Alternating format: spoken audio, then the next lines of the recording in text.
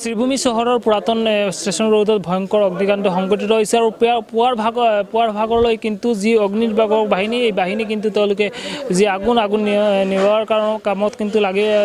লাগি আছে আৰু আমি জানিব পৰা মতে কিন্তু নিচাৰ ভাগত লাগিছে এই যি অগ্নিকাণ্ড এই নিচাৰ ভাগত কিন্তু অগ্নিকাণ্ডটো সংঘটিত হৈছিলে আৰু পুৰাতন ষ্টেচন ৰোডত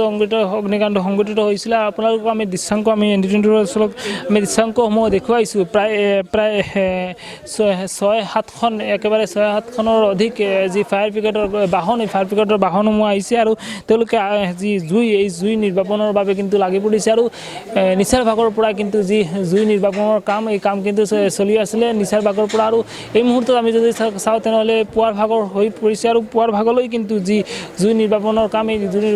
কাম হৈ আছে আৰু কিছু সময়ৰ আগতে কিন্তু যি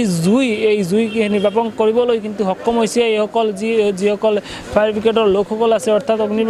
নিৰ্বাপক বাহিনীৰ যিসকল লোকসকল আছে লোকসকল আৰু এক ভয়ংকৰ ৰূপ লৈছিলে এই যিখন মাৰ্কেট আছে এইখন মাৰ্কেট আৰু আমি জানিব পৰা মতে প্ৰায় 10-15খনৰ অধিক যি দোকানসমূহ আছে এই দোকানসমূহ কিন্তু আগুনত একেবাৰে যা গৈছে আৰু যিখন মাৰ্কেট আছে এই মাৰ্কেটৰ ভিতৰৰ ভাগত কিন্তু আমি যদি চাওঁ ভিতৰৰ ভাগত এই যি অগ্নিকাণ্ড সংঘটিত হৈছে যিহেতু এতিয়ালৈ কিন্তু জুই কিছুমান যদি হাম কাটিছে তাৰপিছতো কিন্তু জুইৰ যি তাপ কিন্তু ভিতৰত ৰৈ গৈছে আৰু যাৰ কাৰণত কিন্তু অগ্নিনিৰ্বাপক বাহিনীয়ে কিন্তু ভিতৰলৈ বহুতক কিন্তু সোমাবলৈ নিদিয়ে আৰু যাৰ ফলত কিন্তু আমি এই মুহূৰ্তত আপোনালোকক আমি ND24 আমি দেখুৱালোঁ কেনেকৈ এক ভয়ংকৰ পৰিৱেশৰ সৃষ্টি হৈছিলে এই এলেকাত আৰু নিচাৰ ভাগৰ ওপৰত যি অগ্নিকাণ্ড প্ৰায় 1-2 বজাত এই যি অগ্নিকাণ্ড সূত্ৰপাত হৈছিলে বুলি আমি জানিব পৰা মতে জানিছোঁ আৰু এই মুহূৰ্তত যিসকল লোকসকল আছে লোকসকলেও কিন্তু আছে তেওঁলোকৰ সৈতে আমি কথা পাতিবলৈ যত্ন কৰিম। দাদা এখানে কয়টার সময় আগুন লেগেছে? আগুন তো লাগছে 1টার বাজত একটার সময় আগুন লাগছে 1:10 আমরা আইছি 1:30টার সময়।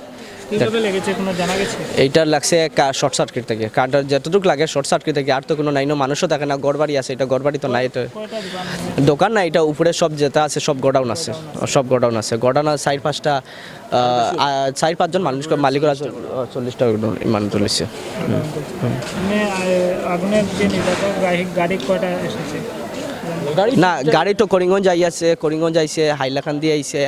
না করিমগঞ্জ আছে নীলাম বাজার আইছে কাটিগড় আইছে বদরপুর আইছে পাতারকান্দি আইছে সব আইছে আর এখানে আমরা রাইজর মানুষ সাহায্য করছেন আমরা এলাকার মানুষে খুব বেশি সাহায্য করছেন আর প্রাইভেট সার্ভিস আছিল স্থানীয় লোকৰ সাহায্যে আৰু অগ্নিনিৰ্বাপক বাহিনীৰ সাহায্যে কিন্তু এই মুহূৰ্তত আমি যদি চাওঁ তেনেহ'লে এই পুৱাৰ ভাগলৈ কিন্তু যি আগুন নিয়ন্ত্ৰণৰ বাবে কিন্তু চেষ্টা চলাই যোৱা হৈছিল আৰু যাৰ ফলত কিন্তু এই মুহূৰ্তলৈ কিন্তু কিছুমান হ'লেও কিন্তু আজি আগুনৰ যি তাপমাত্ৰা কিন্তু হাম কাটিছে আৰু এইসকল স্থানীয় লোকসকলেও কিন্তু তেওঁলোকে সাহায্যৰ হাত আগবঢ়াই দিছিলে এইসকলক আমি কথা পাতিবলৈ যত্ন কৰিম। কিছুমান দোকানীও আছে কিছুমান স্থানীয় লোকসকলেও আছে।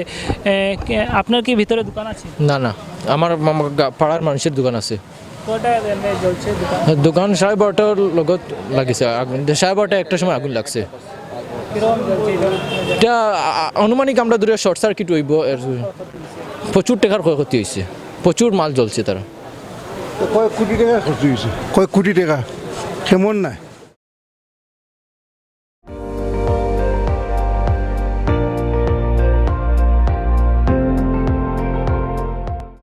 আপুনি চাই আছে ND24 সৰ্বশ্ৰেষ্ঠ নহয় সৰ্বোত্তমৰ দৌৰত।